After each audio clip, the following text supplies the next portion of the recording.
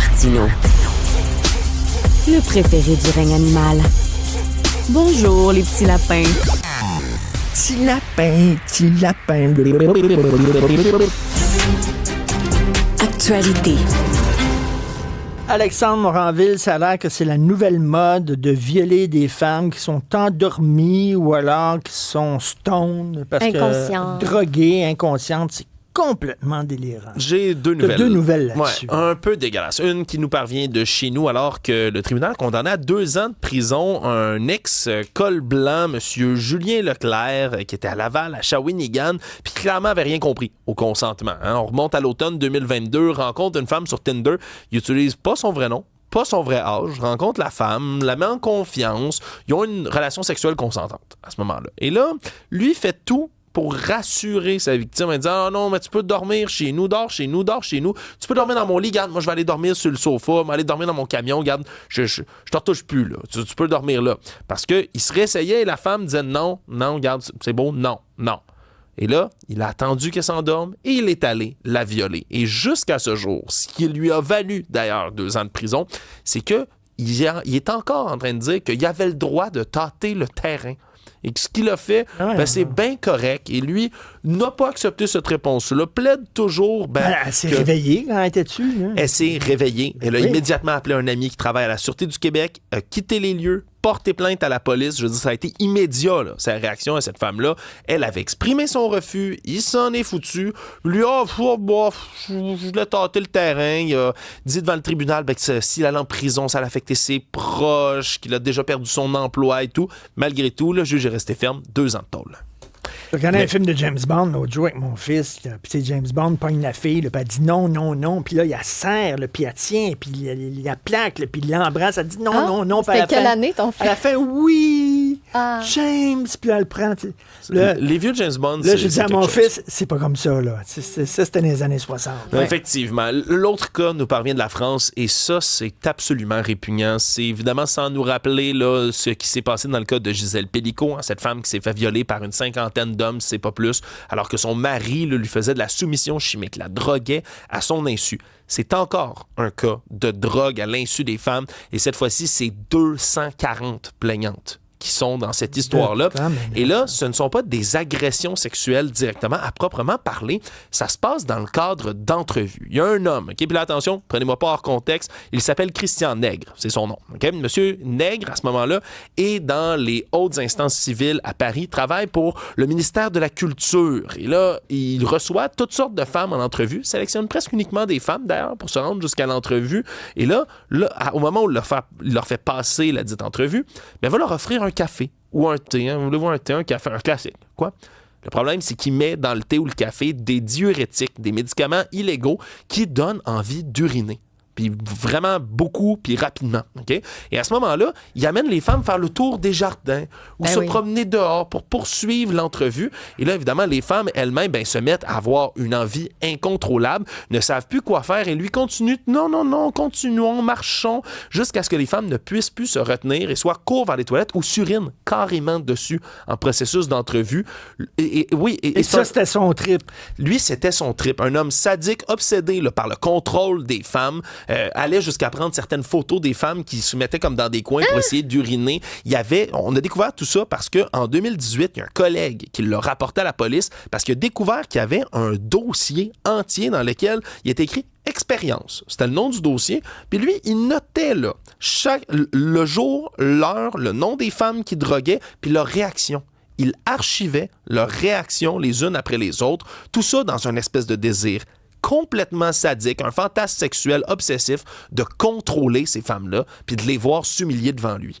Et là, elles sont au-dessus de 240. On en cherche d'autres. Et lui, bien évidemment... La femme est en entrevue d'emploi. Elle est sur le bord d'avoir son emploi parce qu'elle a passé plusieurs entrevues. Ouais. Puis là, elle se met à pisser devant le gars qui va peut-être lui donner son emploi. T'imagines l'humiliation qu'elle ressent, cette femme-là? C'est exactement ce que plusieurs femmes, d'ailleurs, qui ont décidé de témoigner à visage à découvert pour essayer d'expliquer, expliquent à quel point ça leur a causé, pour certaines, c'est des dépressions, burn-out, anxiété, consommation. Ça les a plongés vraiment dans un grand désarroi parce qu'en plus, c'est un gros emploi. Là. C'était quelque chose pour lesquels c'était comme un rêve d'accéder à ça. Puis ce qui revient beaucoup... comment quand la fille pissait devant lui? Il les engueulait, puis tout ça, puis il les insultait. Non. Des fois, il leur offrait comme son manteau pour les cacher, ou il prenait des photos, ou encore, il leur parlait comme si elles étaient, il y en a une qui témoigne, comme si elle était un chiot qui venait de pisser à terre ou quelque chose, puis qui... Il allait la chicaner comme ça. Le cerveau humain est weird. Et ce qui est, évidemment, ce qui ressort le plus spécial, c'est que la plupart des femmes là-dedans ne savaient même pas que ce genre de crime-là pouvait exister. Là. On n'a jamais vu ce genre d'affaires-là. Imagine, tu te fais droguer dans ton entrevue de job. T'es pas au bar puis quelqu'un met de quoi dans ton verre, là. T'es pogné dans une entrevue de job. Vraiment un cas ignoble, en espérant, bien sûr, là, que ce procès-là mène à une condamnation sévère de l'homme en question. Après ça, il y a des gens qui vont dire que les films de David Lynch, c'est trop weird. Non, ce sont des films réalistes.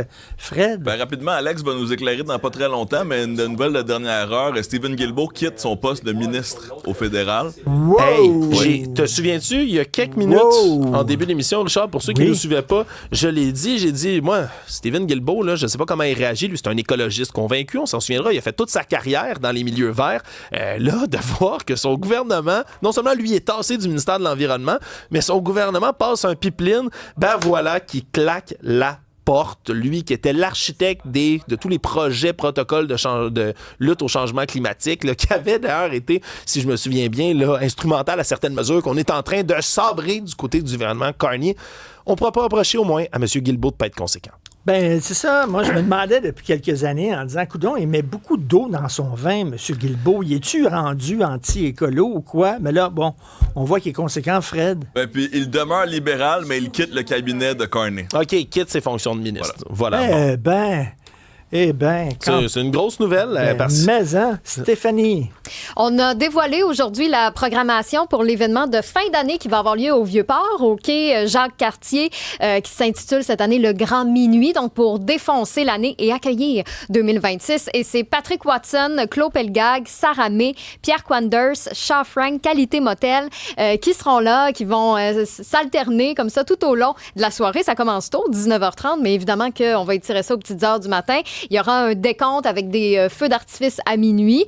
Puis ensuite, c'est les DJ qui vont prendre la relève jusqu'à 2 heures du matin. Donc, ça va festoyer. Alors, c'est la programmation qu'on a dévoilée aujourd'hui. Et hier, c'était aussi la mise en ligne de la 5e saison de Stranger Things sur Netflix, qui est l'ultime saison. En fait, ils n'ont plus le choix, là, les acteurs, les petits gars, les petites filles, ils ont genre 25 ans, là, ça va plus. Non, c'est ça.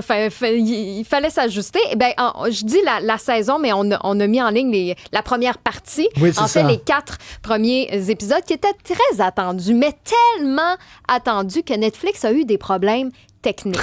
Donc, c'était vraiment un événement télévisuel hier. Il y a plusieurs utilisateurs qui ont rapporté avoir eu du mal à se connecter et il y a même un site qui recense justement les pannes informatiques. On a recensé à peu près 12 500 signalements après 20 heures en provenance des États-Unis et un peu plus de 2100 au Canada à la même heure. Puis selon l'un des créateurs de la série, Netflix avait déjà haussé de 30% sa bande passante en prévision du trafic qu'il allait avoir une fois les épisodes mis en ligne.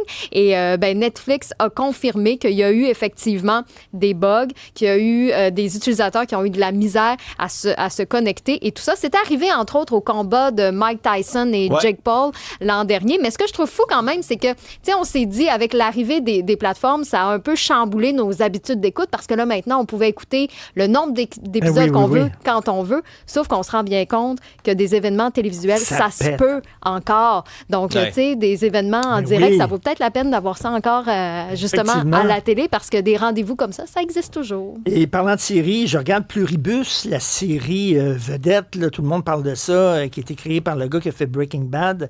Et je pense que je suis à 5e ou 6e épisode. Tu sais, le premier épisode, il se passe rien. Tu dis, OK, ils mettent la table. Deuxième épisode, tiens, ils mettent la table sur 2 épisodes. C'est correct. Mais là, ça fait 5-6 épisodes, la table est mise. Mais là, c'est passé une table de 12. C'est White Lotus encore? Ah oui, la nappe est là, toutes les assiettes sont là, les couteaux sont à la bonne place. On peut-tu manger ces bols? Il se passe rien. Christy, il se passe toujours rien. Il se passe rien. Encore? Ben oui. À un moment donné, j'imagine que ça va aller quelque part, cette série-là. Alors, pour d'autres nouvelles, allez sur le site de l'application cube.ca.